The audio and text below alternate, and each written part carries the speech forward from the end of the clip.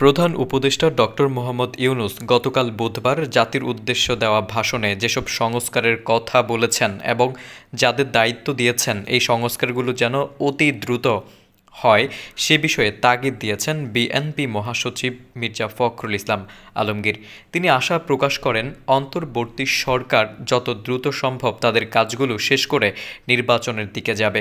আজ বৃহস্পতিবার দুপুরে নয়াপল্টনে দলের কেন্দ্রীয় কার্যালয়ে আগামী 14 ও 15 সেপ্টেম্বরের কর্মসূচি নিয়ে অঙ্গ সংগঠনের সঙ্গে যৌথ সভার পর ব্রিফিংয়ে তিনি এই আশাবাদ ব্যক্ত করেন। মির্জা ফখরুল বলেন, সময়টা অত্যন্ত গুরুত্বপূর্ণ। গতকাল প্রধান উপদেষ্টা একটা বক্তৃতা দিয়েছেন জাতির উদ্দেশ্যে। তিনি কতগুলো বিষয়ে সংস্কারের কথা বলেছেন, সংস্কারের দায়িত্ব যাদের দিয়েছেন তাদের নাম বলেছেন। তিনি মোটা দাগে তার সরকারের ভীষণ তুলে ধরেছেন। বিএনপি মহাসচিব বলেন, আমরা সবাই সংস্কারের কথা বলছি এবং সংস্কার যে প্রয়োজন সেটা বলেছি। সেক্ষেত্রে অতি দ্রুত যেন এই সংস্কারগুলো করা হয়। মূল যে বিষয়টা গণতন্ত্রের জন্য জনগণের প্রতিনিধিদের যে শাসন, জনগণের নির্বাচিত সংসদ সদস্য দিয়ে দেশ পরিচালনা, সেই বিষয়ে যেন দ্রুততার সঙ্গে হয় সেটি আমাদের প্রত্যাশা থাকবে। মির্জা ফখরুল বলেন, অন্তর্বর্তী সরকার সংস্কারের কাজ করছে। তাদের সময় ও সুযোগ দেওয়ার জন্য আমরা প্রতিশ্রুতিবদ্ধ। আশা করি তারা যত শীঘ্রই তাদের কাজগুলো শেষ করে নির্বাচনের দিকে যাবে। অন্তর্বর্তী সরকারের সফলতা কামনা করে বিএনপি মহাসচিব বলেন, কারণ এই সরকার আন্দোলনের মধ্য দিয়ে এসেছে। তবে এখানে একটি কথা খুব স্পষ্টভাবে বলা দরকার, গণতন্ত্রের কোনো বিকল্প নেই। গণতন্ত্র হচ্ছে একমাত্র ব্যবস্থা যা জনগণের আশা আকাঙ্ক্ষার প্রতিফলন করতে পারে। সেজন্য গণতান্ত্রিক প্রতিষ্ঠানগুলোকে তৈরি করা হচ্ছে সবচেয়ে গুরুত্বপূর্ণ কাজ। কিন্তু সেই কাজটাই জনগণের অংশীদারিত্ব থাকতে হবে। জনগণ কি চায় সেই বিষয়টা থাকতে হবে।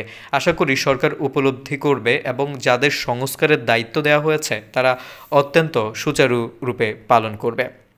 জনপ্রশাসনে শৃঙ্খলা ফিরে না আসা সম্পর্কিত এক প্রশ্নের জবাবে মির্জা ফখরুল বলেন, প্রাথমিক পর্যায়ে এ ধরনের কিছু সমস্যা থাকতেই পারে, কারণ এই সরকার তো একটি সম্পূর্ণ নতুন সরকার।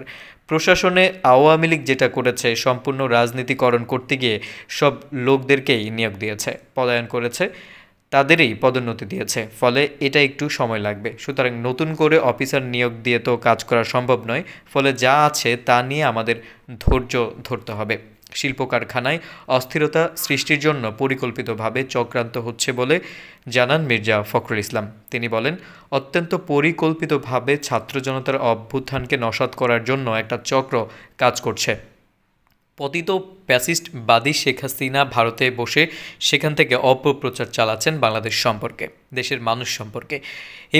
এই অপপ্রচারণাগুলো কখনো গ্রহণযোগ্য হতে পারে না। তিনি বলেন, বাংলাদেশের মানুষ এটাকে অবশ্যই প্রতিবাদ করছে এবং এই ধরনের অপপ্রচারে তারা কান দেবে না বলে আমরা বিশ্বাস করি। একই সঙ্গে শিল্পক্ষেত্রে একটা অস্থিরতা সৃষ্টির চেষ্টা করা হচ্ছে। দেশপ্রেমিক মানুষ ঐক্যবদ্ধভাবে এ ধরনের প্রবণতাকে নস্যাৎ করে দেবেন, যেন কোনো ব্যক্তি কোনোভাবেই বাংলাদেশের আর্জিত সাফল্যকে বিনষ্ট করতে না পারে। ব্রিফিংয়ে মির্জা ফখরুল 14 সেপ্টেম্বর বেলা 3:30টায় কেন্দ্রীয় শহীদ মিনারের সমাবেশ এবং 15 সেপ্টেম্বর নয়াপল্টনে দলীয় কার্যালয়ের সামনে সমাবেশ কর্মসূচি ঘোষণা করেন। তিনি বলেন, শহীদ মিনারের সমাবেশে গত 14 থেকে 15 বছরে যারা শহীদ হয়েছেন, পঙ্গু অথবা নির্যাতনের শিকার হয়েছেন, তাদের আত্মীয় স্বজন নিয়ে এ সমাবেশ হবে।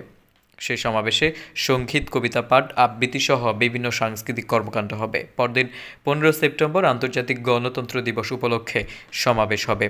AZM জাহিদ হোসেনের সভাপতিত্বে অনুষ্ঠিত যৌথ সভায় জ্যেষ্ঠ যুগ্ম মহাসচিব রুহুল কবির রিজভী, যুগ্ম মহাসচিব খায়রুল কবির, হাবিবুন নবী খান ও শহীদ উদ্দিন চৌধুরী, উপদেষ্টা পরিষদের সদস্য আব্দুস সালাম সহ বিএনপির বিভিন্ন পর্যায়ের নেতা এবং অঙ্গ সহযোগী সংগঠনের নেতারা উপস্থিত ছিলেন। পরে তাদের উপস্থিতিতে সংবাদ ব্রিফিং হয়।